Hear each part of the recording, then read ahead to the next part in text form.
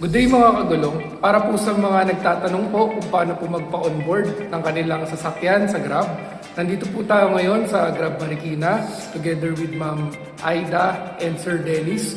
Tuturuan po nila tayo kung paano po magpa-onboard or magpa-activate ng ating sasakyan para makapagbiyahe po tayo sa Grab. So unahin po muna natin kung ang mag-a-apply, magpapa-activate po ng sasakyan ay operator driver po. Siya yung may-ari at siya rin po yung magdadrive. Ang mga kailangan requirements po ay ORCR ng sasakyan, PA or CPC, BIR 2303 yung Certificate of Registration, Professional Driver's License, tsaka NBI or Police Clearance, kahit alin po dun sa dalawa.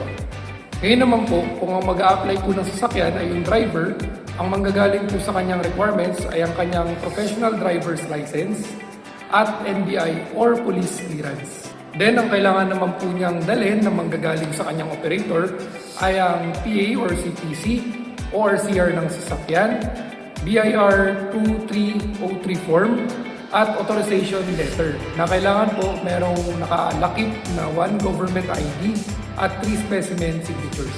Halimbawa naman po kung malabo ang ORCR or nakapangalan pa po sa company yung nasa ORCR, for example, Toyota Financial Services, kailangan po ng copy ng sales invoice or delivery receipt as supporting documents po. Ngayon naman po, nandito si Ma'am Aida para explain naman po sa atin ang proseso.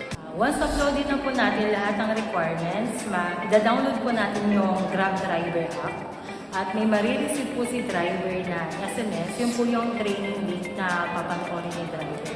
Pwede po niyang panoorin dito sa Marikina Hub, pwede rin po sa bahay.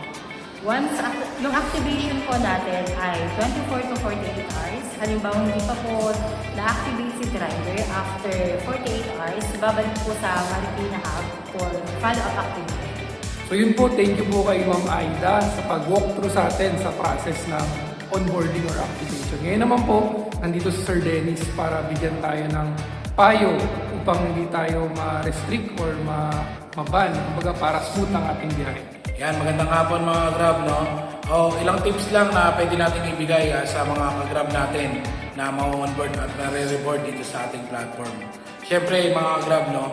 Since nadadaan din kayo sa training na ilalabas po ni Grab para makapasok sa platform, sundin po natin yung mga protocols na nakalatag po sa Grab para maiwasan po natin yung deactivation at restriction ng ating mga account. Kaya biyahe kayo, ingat, ride safe palagi.